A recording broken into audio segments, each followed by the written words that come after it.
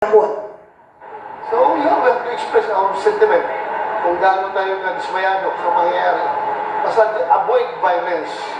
Plano rin umano niyang bumisita sa The Hague pagkatapos ng eleksyon. Biro naman ni Senator Bongo, mahigpit kasi ang bilin sa kanila ng dating Pangulo na tiyaking manalo sa halalan bago bumisita sa kanya. Oh, ang tanglaw sa ating kabiyak nitong puso. Kandidato, sabi niya, makampanya ka muna. Yan nga sabi ni Kitty sa akin. Sabi ni Ies, sabi raw ni former president, magkampanya muna kayo, manalo muna kayo bago kayo bumisita sa kanya. Sabi niya. Yan ang sinabi ni Kitty sa akin, saka ni Tony Miguel Dea. Sabi raw ng Tatay Digo, sabihin mo sa kanila, manalo muna sila bago sila bumisita sa akin. So, hopefully, God willing, sa awa ng Panginoon, sa tulong ng mga kababayan natin, makabisita tayo sa kanya. Bilang malapit sa dating Pangulo, pinangunahan niya ang pagbisita sa cancer patient sa Davao City kahapon. Dati na po niya ginagawa yun. Siyempre, na-miss po ng mga cancer patient. Malungkot lahat. Ngunit celebrate po with the cancer patients. Yun yung nakagawian niya. Napakasimpleng tao lamang po ni Tatay Digong. Alam niyo po yun na ayaw nga niya mag-party.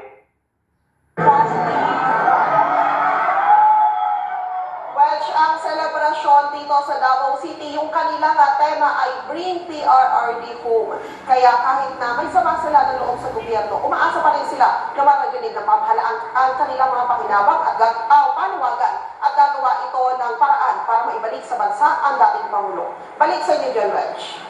Okay, Mads, sa dami ng mga taong lumahok dyan, meron namang mga taga-PNP at maging mga volunteers na nagbantay para masiguro yung kaligtasan at seguridad sa lugar. Yes, Reg, pero ang karamihan naman nakita natin ay yung mga tinatawag nila rito na police auxiliary. Yun talagang nakita na natin na talagang mas marami yung bilang, lalo na sa loob na nakaano doon sa mga crowd para masiguro yung seguridad ng lahat ng dumalo dito. Okay, mga anong oras natapos yung programa dyan kagabi, Mads, at sa kasalukuyan, kamusta yung sitwasyon ngayon dyan sa Davao City? Well, alam mo, sa pagkaya ko, nasa alas 11 na ata ng gabi natapos yung ginawang selebrasyon dito dahil bagamat umalis si Mayor Baste ng pasado alas 10 ng kagabi ay nagtuloy-tuloy pa rin kasi yung programa. Yung bagamat yung iba ay umuwi na pag-alis ni Mayor ay may mga nag-stay pa rin dahil may entertainment pa rin, may mga kumakanta pa rin sa stage kung kaya tuloy lang yung kanilang mga selebrasyon at may mga ipinalabas din na video na mga malalapit sa dating Pangulo na nagpapaabot ng kanilang mensahe ng pagbati at binabanggit yung kanilang mga memories sa dating Pangulo. Oh, Mads! Ngayong araw na to naman, pagkatapos ng selebrasyon kahapon, balik sa normal yung sitwasyon dito sa Davao City. Sa inyong pag-iikot-ikot dyan sa Davao City, may mga makikita ba dyan? May mga nakapaskil ba dyan na mga posters, mga slogan na pagpapahayag ng suporta sa dating Pangulong Duterte? At sa kabilang banda, meron din bang mga grupo na kahit taga Davao ay sang-ayon doon sa naging pagpapakulong sa dating Pangulong Duterte?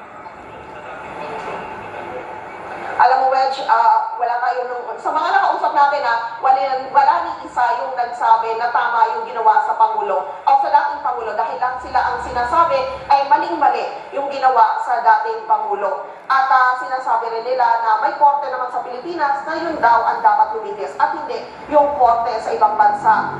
Dito, marami tayong nakikita ng mga poster na nagpapahayag ng pagsuporta sa dating Pangulo at karamihan na nakikita natin ay nakalagay Bring PRRD Home.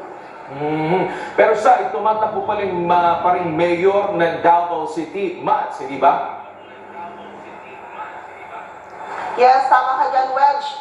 Siya ay kumakandidato sa pagka-alkalde dito. At kahit na wala dito ang dating Pangulo, nariyan naman ang kanyang anak at mga kaanak pa rito na siyang kumakampanya para sa kanila. Pero ang sabi nga ng mga taong nakakausap natin, kahit daw hindi mangampanya ang dating Pangulo, hindi na raw kailangan dahil talaga namang kilala siya. O at huling tanong na lang, Mads, ay napasyalan nyo ba yung kanilang tahanan dyan sa Davao City? May mga nagbabantay pa rin ba ng mga taga-suporta dyan sa kanilang tahanan sa Davao?